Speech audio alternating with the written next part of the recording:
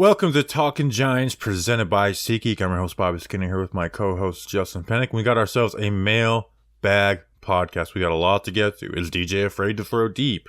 Have expectations changed? Wan'Dale Robinson, Jalen Hyatt. We got a lot to get to. Justin, how are you feeling a few days after this 49ers loss? Oh, man, this is the first time in like in a whole entire week where I don't have like 100-degree fever, so I have energy back. I actually feel really good. And I feel like the slate has hopefully been wiped clean.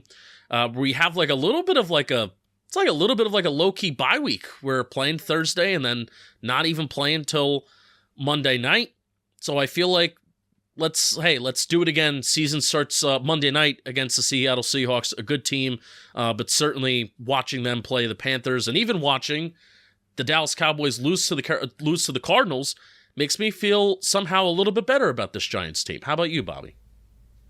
Yeah, I mean, those games don't really change my thoughts on too much. Like, we're going to get into it, but to me, it's about the Giants and running their race and who needs to play better on their team and how do they play versus different opponents, not named the Dallas Cowboys and San Francisco 49ers. So there's a lot to get into. Before we get into the mailbag, Justin, this episode is brought to you by some special people. Lucas Waderka, who asked me to, like, hey, you didn't say anything about my name, and I think he's trying to set me up, so I'm just going to say Lucas Waderka Nowitzki. We have Smithereens. By the way, I know everyone likes their new names, but they're confusing, especially when I'm writing envelopes for free stickers. And then Jeremy Liff, not Jeremy Lin, not Jeremy Set Down, Jeremy Liff. Justin, who are these people? And Derek. These wonderful people went to patreon.com/talkinggiants. $2 a month. Like, that's literally it. Plus some other tiers. There's a lot of other people that are part of the World Beater tier, so thank you so much to those people.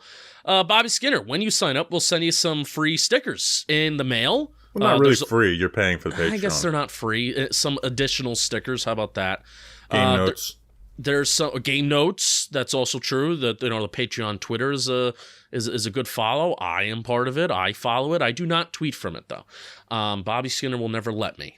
What else? Some shirts, patreon.com/talkinggiants. Thanks to our patrons. We love you. And 1 week from today when we're recording this, so 6 days from when you're actually listening to this, view the link in the show notes and in the description. Talking Giants Tailgate. We're going to be running it back. The Candlewick Diner will be catering it. So view the link is in the description to get your tickets. We will see you there. Lot L16, Monday Night Football, MetLife Stadium. We are back. Take it away, Steve. Mail time. Mail time. The mail's here. Come on. Bye, guys. Here's the mail. It never fails. It makes me want to wag my tail. When it comes, I want to wail. Thanks, Steve, from Blues Clues. Justin, let's get into the mail. First question is coming from One Giant Nooner at One Giant Nooner. Do we think Daniel Jones is afraid to throw deep, Bobby Skinner? Now, I don't love the phrasing of this question as afraid, but it is actually the only question about it, which I thought was surprising. Daniel Jones is throwing deep 7.2% this year compared to 4.9% last year, which is the highest since 2020. But it's still well short of his 11.8% fearlessness in 2019, which I'm not even, I don't even need us to be at 12%. So afraid to me isn't the right word. But Jalen Hyatt changes things, man, and you have to anticipate Jalen Hyatt. Hyatt is truly a game changer the way he's able to get open and win deep, right? You can change the game. Guess what? You can also change the game negatively if you're not taking those shots that are there. Because you can view it as an 8-yard gain, but in reality it's like a 60-yard gain opportunity loss or 40-yard gain or whatever loss. And in the 49ers game, there was a play where Hyatt clearly won. DJ had time in the pocket, and you just have to anticipate. He's not, and even more so, you can't just have to anticipate with Hyatt because you know he's going to get open. But he's so fast that if you don't anticipate, you're going to underthrow him. Right? And you can't expect him to go up and make contested catches. So with Hyatt, and especially the stuff that's designed for him, which the throw that I highlighted in the film review was designed for him, not the screenshot play that people were sharing around that I got pissed off about. You have to. When he wins leverage, he's won the route. If there's no safety over the top and he's one leverage, and even with safety over the top, you can win sometimes. You just have to throw it to Hyatt. Okay? And this was the question we had at the contract signing, Justin, about Daniel Jones. Was the biggest worry of Daniel Jones to me was, is he an inherently conservative QB? And right now the answer would be yes. Like he's 30th and a deep pass rate in the NFL through 3 games. I mean, the offensive line is inevitably part of that. However, it's so tough, man, because we're talking about the offensive line is a part of that, but there's been times he's passed it up. Oh, right, and that's what I'm saying. You know, there's times where the offensive line's part of that, but even though it's really tough that it's like, oh, this is one play on film, this is one missed opportunity, in a game where it's a 5-point game in the second half, that changes things, man. I mean, this is why you pay a quarterback $40 million, even if it's one play. That one play that 40-yard play, how often have I been talking about explosive plays? Okay, if you don't throw that ball to Hyatt years? out of the half, do they win the game? Maybe not. Like, that's where I'm talking about. Like, you're taking plays off, like, where right. Hyatt's a game changer, missing can also be a game changer and a negative effect. Right. Where you don't know what that explosive play will do, and then also you don't know what that explosive play will force a defense to do in turn as well, where maybe a defense won't get as aggressive, where I watched your film review, the 49ers were aggressive all game long, playing man coverage, playing press. They were not necessarily bringing a ton of blitzes because the offensive line was just losing when they were rushing 4 and 5, but maybe they we have to respect this Hyatt. We have to expect the Hyatt deep play. We have to respect the arm of Daniel Jones, which right now that's just not happening. The 49ers did not have any respect for the Giants' skill position players' ability to get open, and then therefore they clearly haven't respected Daniel Jones' ability to throw to those guys deep, and that needs to change. And I want to talk about the wide receiver room and Hyatt playing a little more in a question we get in a couple questions from now. But yeah, like even like to go back to week 1 and the whole shot, right? Those are just got to be like those are throws that a 2019 Daniel Jones didn't pass up, and it kind of got beaten out of them. And then by personnel, it's like, well, there wasn't really like you go last year when people talk about, well, they didn't throw it deep last year. It's like, okay, but there's very few opportunities missed, right? Like it wasn't like there was all this stuff happening downfield and DJ was just missing it. That's really wasn't the case. Where this year with Hyatt, you've got to change the mindset, and that's the coaching. If he's not going to do it, the coaching has to get him into that mindset of taking those shots because they're going to be there. And again, if Hyatt gets a guy's hips open one way and the route is breaking off the other way, he's won. As soon as that guy's hips open, Hyatt has won. The speed is that real, and you need that. And also, we got to connect on, the Darius Slayton plays that we missed versus the Cardinals, and there's going to be other opportunities too. But yes, right now, like we need DJ to play more aggressive. If there's one big takeaway for me after these last 3 games for DJ, it's being like coming away from film with the context of the offensive line being horrible and really screwing a lot of the things that Giants want to do up. Is you got to take advantage of those opportunities when they're there. We've seen Daniel Jones play near borderline perfect quarterback. That just needs to happen in an area that we haven't seen the last couple of years, and that is being explosive. So that's why it's go ahead. Is it too much to ask Daniel Jones to really play this perfect ball? Well, we've seen Daniel Jones play methodically perfect before. Now this needs to. We've said coming into the season that being more explosive is what is going to take this offense from being this average offense to poking the hole and really again closing the gap between these top teams, and the quarterback needs to be part of that.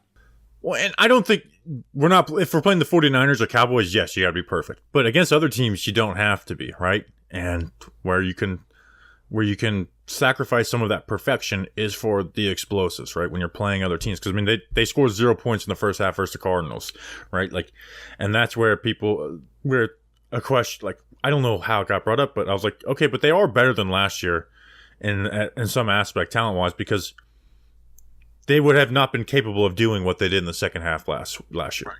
They just did not have the players on their team to do what they did in the second half versus the Cardinals, which, hey, it's the Cardinals, whatever, ended up beating the Cowboys.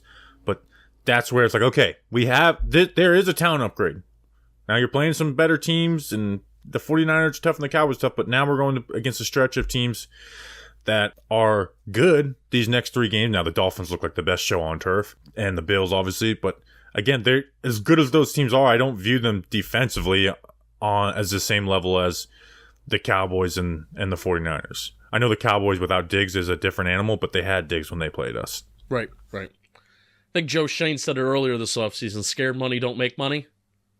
I think that's got to be the coach's message to Jones. It's like, hey, man, scared money don't make money, and Giants offense needs to make more money now. They're a bottom 3 offense in the NFL right now. They've played very tough opponents, but they are a bottom 3. They are a bottom 3 offense in the NFL right now, and certainly we could have been 1-2. I didn't want to start these first 3 weeks of the season, the Giants, and saying the Giants are a bottom 3 offense in the NFL right now. Yep. So hey, another 30-point game it raises your points per game up to by 4. Quit a 24-point game, then you're like so. Again, this season, I'm not overreacting to these first 3 games, but like you said, you can't be a bottom 3 offense. Justin, next question. Next question is coming from Wacky at toast_EXE. Do you believe Wan'Dale Robinson will take over Paris Campbell's slot snaps, and if so, when? I think sooner rather than later. Wan'Dale looked like a much more polished receiver in that game and the limited reps that he had. Yeah. Like if on that first drive of the... Go ahead. If he can win at the release like that, like you're about to talk about the first drive of the game, if he can win at the release like that more, then yeah, like Paris Campbell is averaging like 4 yards per reception. That's really bad. It's like running back carry numbers. and the thing is, Paris Campbell, like, coming away, like when we did the film, did the film breakdown on him in the free agent episode and player profile, what's the thing that we talked about with Paris Campbell? Versus man, he loses the release, he doesn't separate at the stem, and these are the exact same things that we've seen. Again, playing against 2 man-heavy, the 49ers aren't a man-heavy, but they were man-heavy versus the Giants, and the Cowboys, right? Where it's like, Paris can't win off the release. And at the stem, he's not doing anything to separate. Where Wan'Dale, that first 3rd and 4 slant, that was really, really nice release. And he had some good route running stuff on a whip and pivot route that he ran later in the game. So Wan'Dale, who's already probably better versus man coverage anyways, like he looks to be more polished. He's more of a yak threat. And again, he can create bigger plays versus man coverage. Think of, those 3rd and 15s versus the Ravens in his first real game. And there's a couple other opportunities he had where I think, that could happen sooner than later with Wan'Dale. Yeah, I think some of my answer and response actually relates to the next question that we have. So can I actually read it off, Bobby? Yeah, it's all basically one question anyways. Doug Analytics at Doug_Analytics. How has the wide receiver room played out relative to your expectations, snaps, targets, roles, etc.? And what would you change going forward? And I guess the change that there's 2 things that come to mind. One being Paris Campbell is not seeming to add anything. He's not adding yards after the catch. It doesn't seem like he's getting open. It doesn't seem like he's separating all that much. And also my other attention goes to Sterling Shepard, which I hate to be going to Sterling Shepard when he's getting 14% of the snaps. But what are you seeing that Sterling Shepard is adding to on film, maybe besides blocking? Well, it's blocking, but he's not really playing very often. Like the 2 passes that he was on the field for that pop out was the little conversion they had versus the Cardinals, and then that where they left Bosa unblocked on the play action. I'm trying to think of what Shep to me is the least of it because he's really not playing anyways already. Well, and why I bring him up is because I think every snap matters, and especially when there's a crowded wide receiver room, and a guy like Jalen Hyatt's getting 29% of the snaps when we want to see that go up a little bit. I don't know. I could be reaching, but I've always we had a whole summer questioning what is Sterling Shepard's role going to be, and another wide receiver where I just don't know what the point is when there's other guys that need to be out on the field more to try and create more explosives. Let's see. So he's had 14 snaps. I'm trying to see how many we're blocking. 6 blocking. I mean, so he's only ran 8 routes. Offense doesn't run a lot of plays. Yeah, but still, to me, that's small enough to not care. But here's where I think, one, Wan'Dale needs to get more snaps than Campbell. Slayton has looked pretty damn good through 3 games. You've got to start taking away some of Hodgins' snaps for Hyatt. Like, okay. Hodgins got shut out. They pressed him up like crazy in this 49ers game. And the 49ers did a great job of self-scouting themselves and being like, hey, yeah, we like to play zone and stuff, but let's get aggressive with this Giants team. We can get aggressive with them. And especially when Hyatt's not on the field, you got to start, again, it's just not even just the plays that he can make, but the effect he can have on a defense where they're, Hufanga is not, becoming the rat defender down in the middle. Instead, he has to play deep and has to respect that. Now, there still is issues with Hyatt. He struggles with press and stuff, so you can't just get him free releases all game. But there just has to be more of Hyatt on the field for what he does compared to Isaiah Hodgins. Because it's not like we're taking someone who's just lighting it up in Isaiah Hodgins either. Again, in 2 games, like he had a good game versus Arizona. The other 2 games, he had 1 catch, and he fumbled on that catch. In garbage time versus the Cowboys. So they just weren't worth. So Hodgins, hey, in the red zone, he's got to be in there more over Hyatt. But Hyatt deserves to create more explosive, plain and simple. Hyatt's gotten 42 routes. Hodgins has gotten 78. So when Hyatt's on the field, they are throwing the ball. But and you got to take advantage of those opportunities too. Yeah. Here's the breakdown of snaps of, when players are eligible and when they're playing. Here's the snaps that they've taken. So 77% for Slayton, 60% for Campbell, 67% for Hodgins. So you can definitely see that going down. Hyatt 29.25%, Shepard 14%, Wan'Dale Robinson 6%, Daniel Bellinger 54%, Darren Waller 74%, and then Lawrence Cager has gotten 10% of the snaps as well. And if you're putting Bellinger on the field that often, Hyatt fits that personnel anyways, more so than Hodgins does. So, and again, that's where a lot of his snaps have to come from anyways, but still, I want to see Hyatt on the field more. He's explosive. He allows, like a lot of Darius Slayton's best yards have come from Jalen Hyatt being on the field and him getting single coverage, which he hadn't gotten in past years. So, yeah. Justin, this episode is brought to you by some special people, and it's freaking Rocket Money. We're going to rock it like rocket fuel. There are subscriptions for everything these days, from streaming services to fitness programs, and sometimes it feels impossible to keep tabs on what you're paying for every month. That's why I'm such a huge fan of Rocket Money. Rocket, like rocket fuel. Rocket Money is a personal finance app that finds and cancels your unwanted subscriptions, monitors your spending, and it helps you lower your bills all in one place. With Rocket Money, you can easily cancel the ones you don't want with just the press of a button. No more long hold times or annoying emails with customer service. Rocket Money, like rocket fuel, does all the work for you. I love this because I am the worst of this. Where it's like I sign up for stuff that I like want to use one time, even like TV stuff, and then I'll forget about it and I'm paying and I'll see it on my bill every month.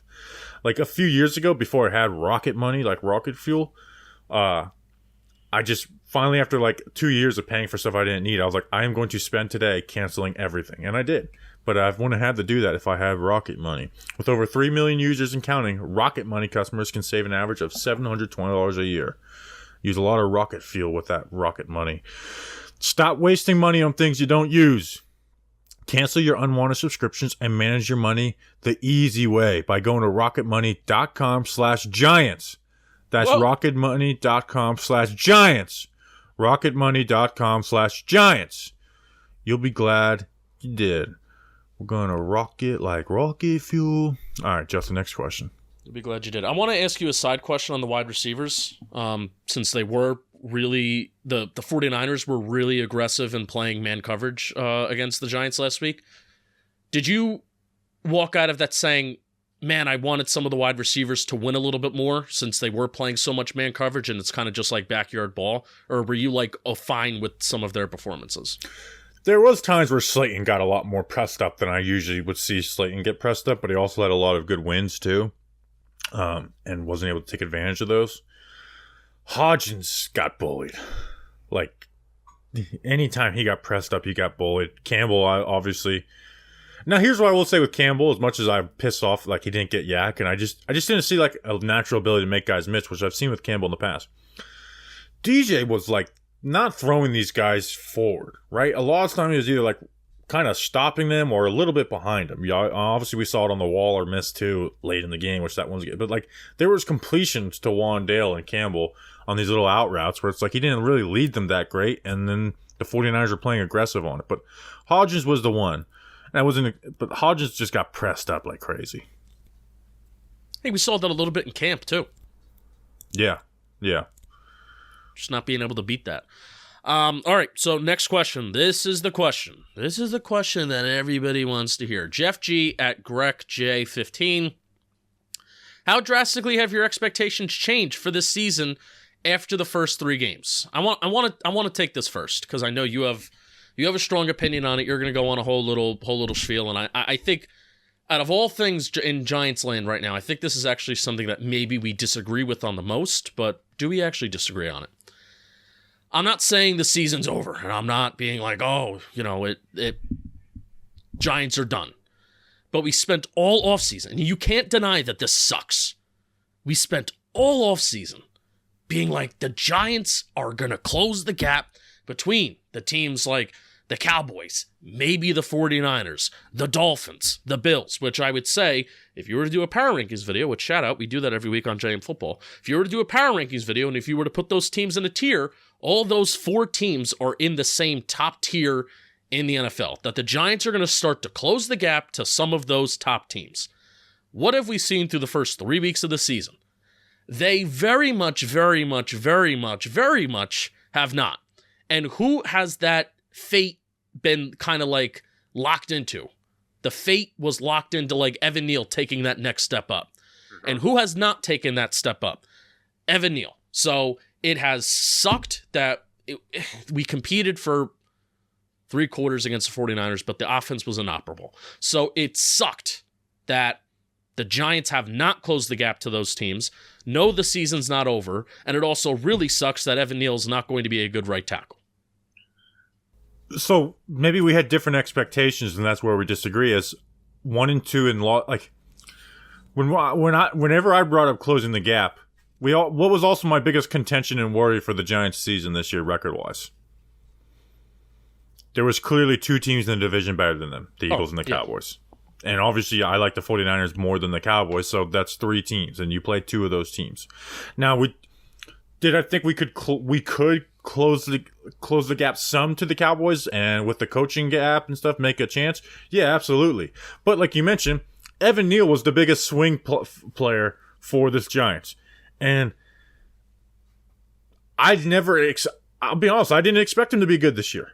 Like, there was some good stuff in camp, and there is improvement in his game, but I was like, still, it's like, it doesn't look good.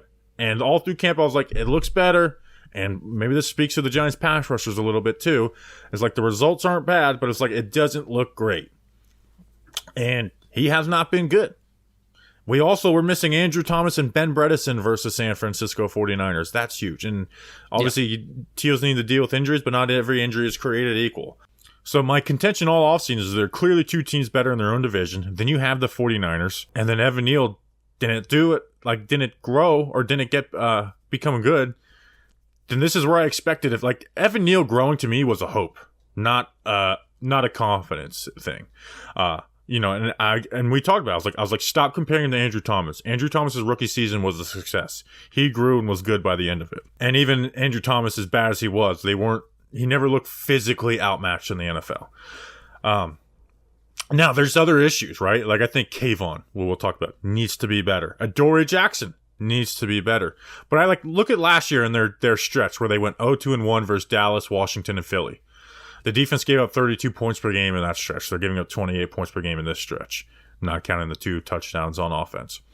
The offense is a whole 7 points worse, but they also had 2 garbage time touchdowns in the Cowboys and Eagles game for Richie James, but we saw the Cardinals explosion, which we didn't see that versus teams like the Commanders last year. So you have Waller, who's top 5 tight end in yards. That was one of the big upgrades. And he hasn't even had his big game yet. Hyatt is a difference maker. Now, we need McKinney, Adoree, and Kayvon to step their game up. We absolutely need them to do that. But that's where, my expectations have not changed that much. Maybe, again, a little bit. Where it's like, okay, Evan Neal sucks. And Kayvon, need more out of Kayvon, which we have a Kayvon question later. But we also have a 2022 draft question later. Tell me anybody from that 2022 draft class, not named Daniel Bellinger, which he's the number 2 tight end. He's a fine number 2 tight end. Tell me anybody from that 2022 draft class had 11 draft picks that is going to be a contributor on this football team. Kayvon and Neil are going to be here, but like a really good contributor on this team in their second contract. Let's put it like that. Yeah, and I want to save some of that for the question we actually have about that's part of the expectations heading into this year. Is that draft class last year is supposed to be, when you have 11 picks and how many top 100 picks, that's supposed to be the foundation of your team. And it's just not, man. It's flat out not, and that fucking sucks. Yeah, but I still think this team makes the playoffs.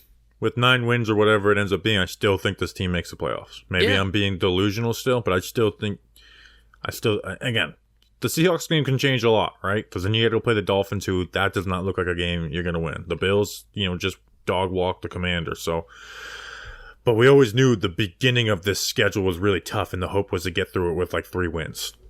Can you still get through it with 3 wins? Maybe. But even if you only get 2, I still think there's like a solid path to 9 wins. Because I think you're going to beat it, so.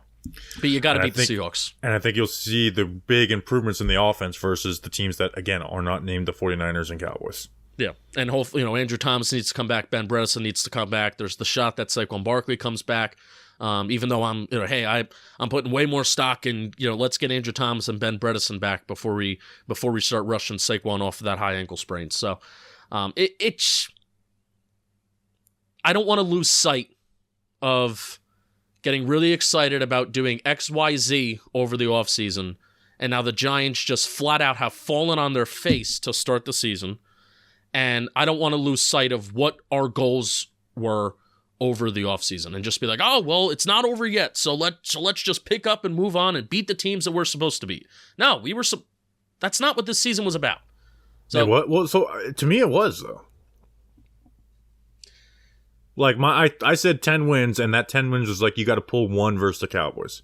So now that 10 turns into 9 for me. Right, I guess I misworded that. Let's compete better against the teams that maybe we're not supposed to beat. Okay, yeah, that works. But again, a lot of that swings on Evan Neal, and then you didn't have Andrew Thomas and Bredesen versus the 49ers, and that was a mess. But I didn't have that.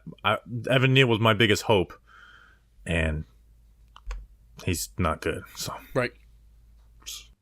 Beat Seattle. I'll get a lot more happy and enthusiastic and thrilled if we beat Seattle and the offense looks good, and some play. A lot of it is player based too, man.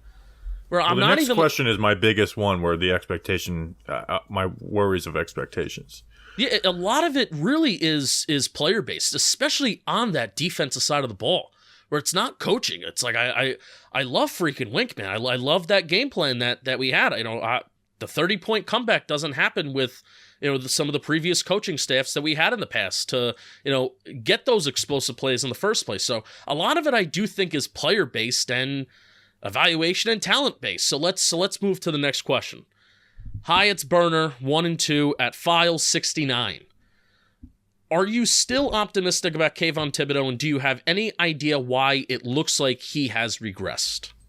So we talked about like the week 1 game where they didn't run true pass sets and he was playing the run well.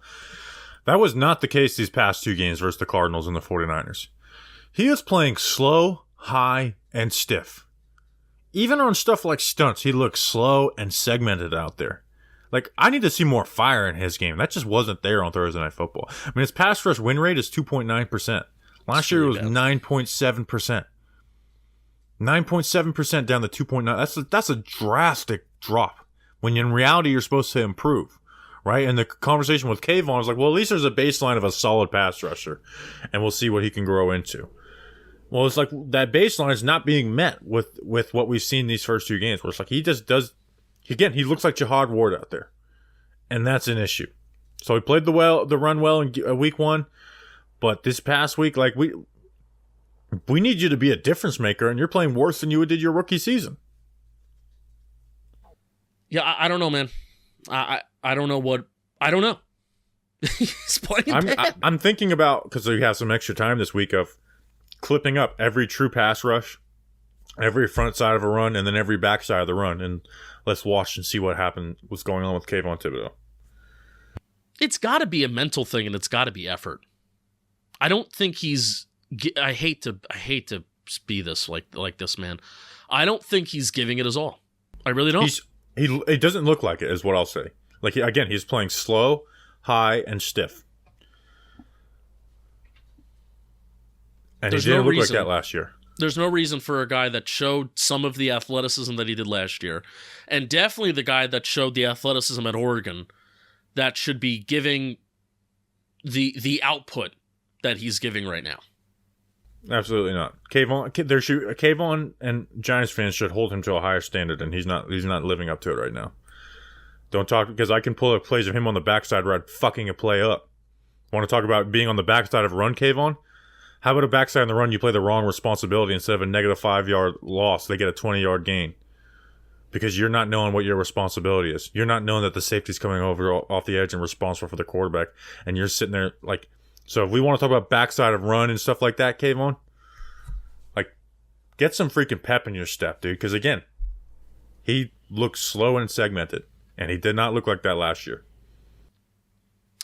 This is partially why, I think you talked about this last year. This is partially why I wish maybe we had like a Justin Houston in this room, or even a Jerry Hughes who still has a little bit of pep in his step. I don't think there's anybody in this room right now, in this linebacker edge rusher room, that can really hold Kayvon accountable. Whereas a guy like Justin Houston, who's been there, done that, Jerry Hughes, who, even though not as big of a name as Justin Houston, but he's been there and done that, and he's had an NFL career. Jihad Ward can't be the guy in that room to hold people accountable when he's had the NFL career that he's had. Yeah, Jihad Ward's a 0 as a pass rusher. Yeah. So... Again, you cannot have a pass rush win rate of 2.9% compared to 9.7%.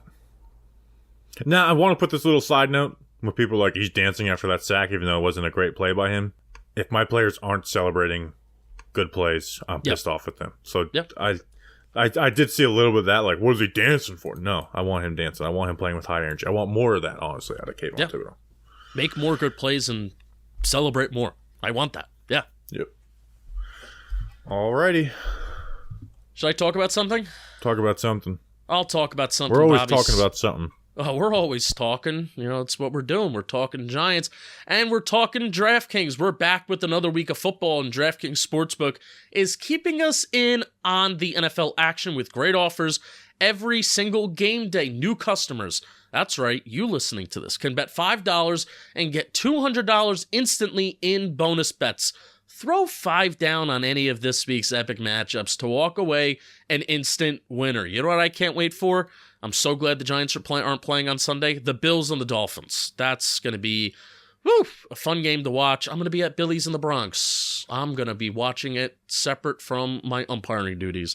And DraftKings isn't even stopping there. All customers can take advantage of 2 new offers every game day this September. Football's more fun when you're in on the action. So download the app now and sign up with code WORLD. New customers can bet just $5 to get $200 instantly in bonus bets. Only on DraftKings Sportsbook, an official sports betting partner of the NFL, with code WORLD. The crown is yours. Gambling problem? Call 1-800-GAMBLER. Visit www.1800gambler.net. In New York, call 877-8-HOPE-NY or text HOPE-NY to 467-369. In Connecticut, help is available for problem gambling. Call 888-789-7777 or visit ccpg.org. Please play responsibly on behalf of Boot Hill Casino and Resort in Kansas. Licensed partner Golden Nugget, Lake Charles, 21 plus, age varies by jurisdiction, void in Ontario. See sportsbook.com, draftkings.com/football terms for eligibility, terms, and responsible gambling resources. Bonus bets expire 7 days after issuance. Eligibility and deposit restrictions apply. Bobby Skinner, you'll be glad you did. Shout out Ontario. You have DraftKings. Shout out Ontario. Be glad you did. Next question. Shout out the boys. Shout out Chris Howell, the quarterback from Long Island University, who throws it like a submarine. He's a submarine Uncle Rico, Sean Marion thrower of the football. From Queens. Shout out. Queens. NYG fan in Charlotte. Research Rick, some call him. There's a long way to go, but how has your assessment of the offseason moves, includes re-signings, restructured free agency signings, 2023 draft picks, changed since training camp? So we have a 2022 conversation in the next question, which can be. This is another one where it's like, okay, let's not overreact to 1 and 2. What from this offseason would you do differently, right? Now, the big thing that people could point to would be the Daniel Jones contract, but I disagree strongly. And one, it's set up as a 2-year deal, and the way to get... I don't believe in tanking. I believe the way to get better in the NFL is to play a good football and draft well. That's how GMs get stability. That's how head coaches get stability, and that's how you get better. And then, we showed it. Like, tanking does not work in the NFL, and all the top QBs in the NFL were brought onto their teams the year before their teams had quarterbacks and were trying to win games. But I will put it at this. If you said the Giants, even if you just said, hey, if you said the Giants would suck, what move wouldn't you do? Like, the only one I can look at, because I expect more out of Bobby Okereke. I think he's playing slow. When he plays fast, it's amazing. But there's too often where he's just taking too long to process. But at the same time, I was always going to want to sign a linebacker this offseason anyways. Right? Even if the Giants went 1-16 last year, Daniel Jones isn't back, Saquon Barkley isn't back. I'm using some of that free agency money to sign a linebacker. And they spent more than most other teams, so they essentially got their guy unless they were going to go after Tremaine Edmonds. Paris Campbell was one they point to. But with that Paris Campbell contract, if he plays the full season, it's going to end up being like a $4.7 million contract. Because he's not going to hit any of the incentives besides the per game active bonuses. So, like, what draft pick wouldn't you do? Like, to me, nothing has really... You could say the Waller one, but I think that's a good move still. Again, he's 5th in tight end receiving, and he hasn't had his big game quite yet. So, there's nothing that I didn't already not love about the 2023 offseason that has changed after these first 3 games. Like, Ashawn's playing well. Maybe Nacho you could talk about, but again, I don't... At least the mindset, there's not much I would change because I'm still franchise tagging Saquon Barkley and I'm paying Daniel Jones. Yeah, I think I look at the draft. The draft is the most important thing. And the in-house extensions too, because that's a lot of money on the books, and that's money that, at the end of the day, you hope that, like Andrew Thomas, I hope we're restructuring Andrew Thomas in 2 years because maybe we need some more money pushed down the road, right? Same thing with Dexter Lawrence. Guys that should be here for a long time. But I think they crushed the draft and they hit it out of the park. Now it's very early. We'll see. Deonte Banks is playing better than I thought that he would be playing too, and he's been really thrown into the fire. Maybe paying more for a better interior linebacker is something that I would do. This defense is very married to just athleticism, very fast. But, maybe do you ignore like processing and how important like that is too, and how even if you're a player that's a little bit slower, but if you process things faster, that actually does make you faster. Exactly, which has always frustrated me when I said after the free agency, and I like the free agency, but I was like, yeah, he's not the same player Blake Martinez. They're like, no, but Blake Martinez, the tackles and the fast. It's like, yeah, but Martinez plays fast with his processing. Right. But Okereke can, like, it's like 5 plays a game with Okereke where it's like, it's just play with more instinctive, right? Trust, and hey, the defensive line's playing really well. With Dex, Leo's been playing well the last 2 games. Ashawn has been really good. Davidson was even playing well before the injury. So trust those guys. Like, and McFadden's been playing like that. McFadden just needs to freaking make tackles, and he's a solid will. With Okereke, you got to trust those guys. Even on the screen passes, it's like, what do you do? Play fast. Because when he does play fast, again, it's the best linebacker play we've seen since Blake Martinez. Yep. Right? And it's even looks better than Blake Martinez when he plays fast. But he's got to play fast and trust his front, especially when you are, you switch from a 4-3 to a 3-4, where it's like, yeah, we got 5-man fronts, man. We're putting, a nose and 2-3 techs. Like, you can run and be free. Play free and fast. Yep. The other thing that this is such a small, minute thing, but I don't care. You can sue me. You can say that he sucked. You can say that you didn't like him. You could say that we're biased towards him. They should have offered Nick Gates more than the veteran minimum, Because guess what? Guess who's playing guard right now for the Giants, and we're feeling somewhat better about the offensive line, even if he's not starting, even if he's just a bench player. You're feeling better about this Giants offensive line, and Shane Lemieux's not starting at guard. And then also, an O-line depth matters. And we're talking about somebody who could, if it's such a disaster with Evan Neal, somebody who could possibly play right tackle. But they would never do that. I wouldn't want to pick Gates at right tackle. But with Gates, and we know this, we have inside info on this one, obviously. You can put 2 and 2 together there. Like, they offered him the minimum. Like, I'm not, you didn't have, like, I think maybe if you don't offer him the minimum, he stays, right? If you give him like a reasonable contract, and they had the money to do it. And they got lucky that JMS fell to 57. Because if JMS goes pick 56, who's starting at center for this team? Ben Bredesen? Yep. And then he gets a concussion, and then you're putting Shane Lemieux? Like maybe you get Ricky Stromberg in the 3rd round or something? I don't know. But that was very risky going into the draft with no center. Yep. So, yeah, I would have definitely brought Gates back. But I like bringing Slayton back. He's been their best receiver through 3 games. Yeah, the 2023 offseason is not the issue. I've loved the 2023 offseason. Most of the moves that they make it, and even some of the moves that like Paris Campbell hasn't fully worked out. A lot of guys on 1-year deals. They didn't extend Adoree Jackson. They didn't extend Leonard Williams. They didn't push money into the future to make some of these moves. They did it a little bit with Darren Waller, but like nothing that's making me being like, shit, well, we're really going to have to pay for that besides Daniel Jones's $47 million cap hit next year. Well, even if they drafted if they moved on from DJ and drafted a quarterback, I would still want Waller on this team for that quarterback. Correct. All right, next question. But this is where we can get real critical. But where it really comes down to is the 2022 draft class. CJ Griffith at CJ Griffith 17. Is the underperformance of the 2022 draft class more on the shoulders of Joe Schoen, or does he get a pass considering the director of college scouting and the scouts were still of the old regime and not his guys? It's a tough question. He doesn't get a pass. I don't believe in passes. One, because what did Joe Schoen say? I got the first 3 rounds done when he was hired, which we'll talk about in a second. Or first 4 rounds, which we'll talk about. But at the very minimum, and people might disagree with this, Joe Schoen does have good process. He knows how to run a team.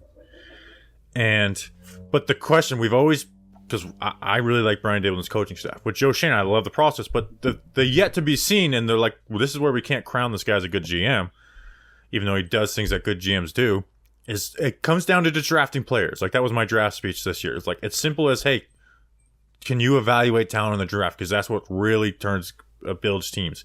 And that's where it's like results can matter over process at times if your results are drafting good players. That was part of like the Adam Peters conversation in San Fran. But at the same time, I think Joe Schoen deserves 4 years as a minimum, because he's not dysfunctional. He deserves 4 years as a minimum. You give a GM, I think it's bad process to give him, and again, unless it's like Gettleman bad, where I want him fired after 2 years, 3 years, and then obviously 4 years it was done. You probably want him fired after 1 year. I wanted him fired after April 20th, whatever, 2018. 4 years as a minimum. Give a front office time. But the 2022 draft class, you can't get passes for that because the first round picks are the 2 ones that look the worst right now. Top 10 picks. Kayvon has to get better, right? Kayvon, this cannot happen for Kayvon. This. It's at a point where it's like, I refuse to even accept it that the Kayvon's playing the way he's playing. Because we saw last year, there's a baseline. But me and you came away from that draft loving the first 2 picks, which were Neal and Kayvon, and the rest of the class was like, we'll see. We'll see. But Evan Neal's been a disaster. You can't blame the director of college scouting for not getting that's, the GM is making that pick. And then Wan'Dale, I think will be a solid player, but will he live up to pick 42? I don't know. Ezeudu couldn't win a job over a guy who's been banished on this team. He's just been flat out banished in Mark Lewinsky. Flott is being a healthy scratch for Nick McLeod and Darnay Holmes. And again, Flott looked horrible in training camp after a first good couple days. Dane Belton is not getting on the field. You got Bellinger, who's a solid tight end too. McFadden, hit or miss. The 2022 draft class right now looks horrible. It would just feel a lot better if the 2 top 10 picks were playing like 2 top 10 picks. That's what hurts the most. The rest of the picks could suck. It would be a win, Bobby. It would be a win. We'll see what Wan'Dale evolves into. It would be a win if you walked out of that draft being like, damn, 2 top 10 picks? They're playing like 2 top 10 picks. Win. 2022 draft. Win. Right? Yeah. And that's why it's the loss. And then it's like, okay, you get Bellinger as a compliment. Wan'Dale's a solid player. McFadden could be a bench line. Like, what? Like, Day you look 3, back at the awesome. class with fondness, right? Like, the way we look back at the 2020 draft class of Gettleman, which is like honestly, if Gettleman had every offseason like 2020, he'd still be here because that was a great offseason from free agency to the draft. But like everything. I know McKinney hasn't played well, but you got the first 2 picks right in Thomas McKinney. You screwed up Parrott, and then you got like guys who have played all 4 years on day 3, even though you'd like to have more hits. But it's like those first 2 picks make it a good class. Yeah, like we need one Kayvon. Like, it's hard for me to like process what's going on with Kayvon right now. Evan Neal, I didn't have a lot of confidence in. I had a lot of hope, not much confidence. Like, you've seen improvement, but it's just that's my big worry with Evan Neal. That's why it pissed me off when people compared him to Andrew Thomas. It's like, yeah, I think the technique will get better, but I don't know if he's physically has the speed and the balance to be really good in the NFL. And I still think he can get to a solid point, but I don't have any confidence that he's going to be a really good tackle. You mentioned 4 years, and I think it's a good point because what the Giants showed this offseason, and Joe Schoen and Brian Daboll, they've all talked about it. They've all been very willing and open about it, about how the front office and the coaching staff, there's just great communication. And I think from free agency, from having just more flexible cap spending to begin with this offseason versus last offseason, they had zero flexibility. And then especially the draft, what the coaches are looking for and what the coaches value very much was in line with what they did in the draft. And that is why I think the difference between this regime and the last regime is you had coaches operating in spite of management and management operating in spite of coaching, and there was no philosophical alignment. And also, this coaching staff is also just awesome. And, like, Joe Schoen deserves credit. No, they stink. Joe Schoen deserves credit for picking Brian Daboll, and Brian Daboll deserves credit for reaching outside of his own work zone and getting a guy like Mike Kafka and getting a guy like Mike Martindale. And depending on how far this Giants offense goes, none of them may even leave the building next year, which I would consider that to be a loss. I want Mike Kafka to get a head coaching job somewhere because I want the Giants offense to be better. But neither here nor there. Something that was lost in the whole Dave Gettleman thing is, the most important decision that you need to make as a GM is who you hire as coach. John Mara did middle in that with the Joe Judge decision, but neither here nor there. Joe Schoen deserves time with Brian Daboll. They showed it this offseason by their process and their philosophical alignment. And Daboll's just a really good coach. And if Schoen goes, odds are Daboll's going to. At least it's year 2. Brian Daboll. I trust that Brian Daboll's a good coach. Yes, Brian Daboll is a good coach. Now, good process and philosophy does not make you a good GM and good front office, right? But I think it should give you time. Yes. It should give you time. Like, there has to be patience in the front office or you become an unstable organization. And if you gave Dave Gettleman 4 years, there's no way in hell you don't give Joe Schoen 4 years. And Joe Schoen won't throw his head coach under the bus like he did Pat Shurmur. Freaking rat move by Dave Gettleman, who was back in the headlines a little bit this past Boston weekend, Globe. too. All right, Justin, why don't you talk to us about something? Oh, I'll talk to you about something, I guess. Miracle Brand. That's right, they're the best sheets in the world. Did you know that temperature at night can have one of the greatest impacts on your sleep quality? It's inspired by NASA. Miracle Made uses silver-infused fabrics and makes temperature-regulating bedding so you can sleep at the perfect temperature all night long. Bobby Skinner uses it, and I'm such a nice son that I gave it to my mother's. Miracle Made sent us some nice sheets. I'm like, here you go, Mom. Let me know how it is. Check it out. And she's like, I'm never changing sheets ever again. They're self-cleaning and designed for your skin. These sheets are infused with silver that prevent up to 99% of bacterial growth, which can clog your pores, allowing them to stay cleaner and fresh 3 times longer than other sheets. Go to trymiracle.com/giants to try Miracle Made sheets today. And whether you're buying them for yourself or as a gift for a loved one, if you order today, you could save over 40%. And if you use our promo Giants at checkout, you'll get 3 free towels and save an extra 20%. What? Miracle is so confident in their product, it's backed with a 30-day money-back guarantee. So if you aren't 100% satisfied, you'll get a full refund. Upgrade your sleep with Miracle Made. Go to trymiracle.com/Giants and use code GIANTS to claim your three free 3-piece towel set and save over 40% off. Again, that's trymiracle.com/Giants to treat yourself. Thank you to Miracle Made for sponsoring this episode. Bobby Skinner, you'll be glad you did. And I'll eventually learn how to read. Doubt it. Next question. Doubt it. Oh boy, Wan'Dale Roachinson at Glock _Roach Glock Roach. Glad you were able to change your name from Jordan Schultz. What's the Giants' best unit? What about the best position group? Interesting question. I think it's the D-line, right? Dex is still amazing. Yeah. Larry Williams, he had some bad moments in the Cardinals game, but he actually had some good moments too, and then he was really good versus San Francisco. Like, he had an awesome game versus the 49ers. And A'Shawn's been really good, man. They've run a decent amount of 3 defensive lineman sets. Like, to me, it's I can't really make an argument for any other position, to be honest, either, too, which sucks, but A'Shawn has 9 run stops on 50 run he looks defense good, snaps. dude. He needs to be like, again, I know they want to play Nacho and DJ Davidson or whoever, but it's like, I kind of just want those 3 guys on the field. Like, and when we're going to 2, we take one of them off. I mean, A'Shawn gives you more pass rush than the other 2 guys do anyways.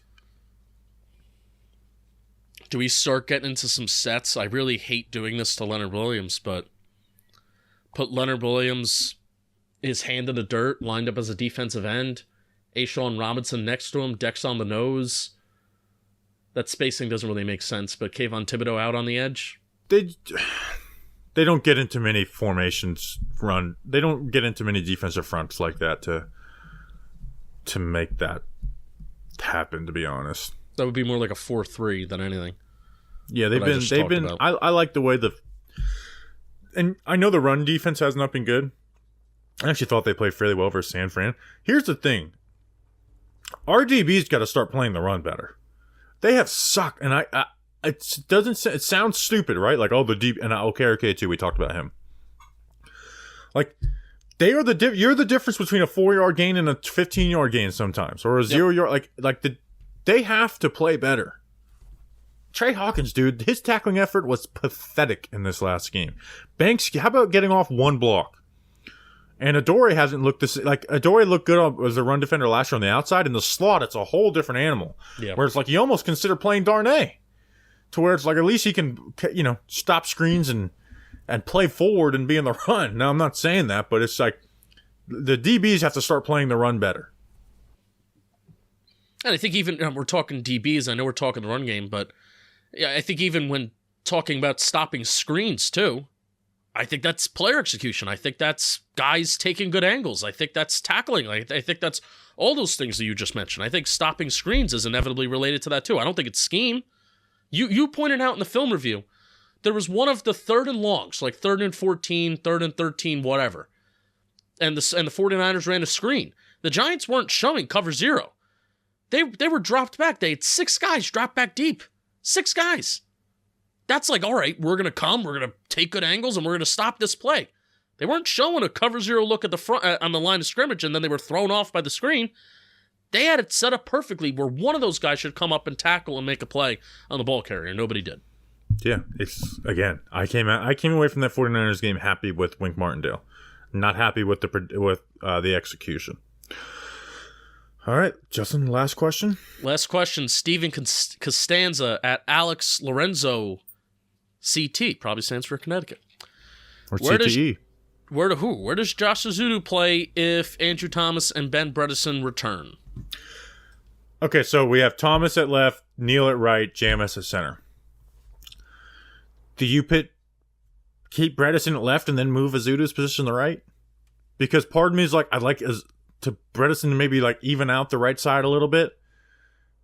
But then I don't know. That's a very hard decision because like I hate punishing Ben Bredeson for being the best of the guards, but it's like you just continue to do that. And Ezeudu is more naturally played left. He's never played right guard, I don't think. I don't know the correct answer to this one, but This is why they're cross-trained. Yeah, but Ezeudu really didn't cross-train very often, which is like why kidding. maybe you put Ezeudu at left and Bredesen at right. I'm kidding. It's a mess, regardless. What, I mean, you tell me, what would you do? Ezeudu's got to start. Oh, yeah. I mean, they banished Mark Lewinsky. He's banished. We'll never see him again. Wouldn't you They have started rather... Shane Lemieux over him. Wouldn't you have rather just... Marcus McKeithen's not good. Josh Ezeudu's starting this week. At left guard or right guard? I know he finished the season somewhat well, I guess. Wouldn't you have rather just eat the dead cap space? You'd lose money. Wouldn't you have rather just eat it and work to upgrade? Like, we now gotta work to upgrade this position. Well, no, because they still could have upgraded. Like, again, they would have lost cap space by cutting him. And honestly, I don't want him playing over. They lost Lemieux. cap space by cutting Logan I don't even know Ryan. if I want him playing offseason. over I don't even know if I want McKeithen. Like, McKeithen has not been good. Like, some of the blitz pickups, we didn't get to do a mailbag last week. This idea that McKeithen played well versus the Cardinals, to me, is a foreign concept. I don't know what people were watching. He did not play well in that game. Had some good combo blocks, but that was it. And they still even Giants looked a won the little like Lewinsky. Yeah, that's what happens. And DJ wasn't pressured much because, again, like we said, despite the Cardinals' 6 sacks, their front is trash. So, like, I want Ezeudu starting, and if Ezeudu or Bredesen gets hurt again, I want Lewinsky the first guy off the bench. Yeah. It's gotta be. Not good. So, all right, you got to give an answer, though. Bredesen at left or Ezeudu at left, and then obviously vice versa. Put Bredesen at right. Ezeudu at left. I'm going to say just Bredesen at left, Ezeudu at right. They'll just be different because I don't know. I don't have a strong answer on this. And I'm the offensive line coach, so I should be firm with this. All right, that's an episode.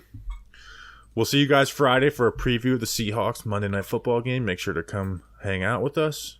Tailgate. Check the link in the description. You'll be glad you did. We'll see you then. Until then, let's go Big Blue.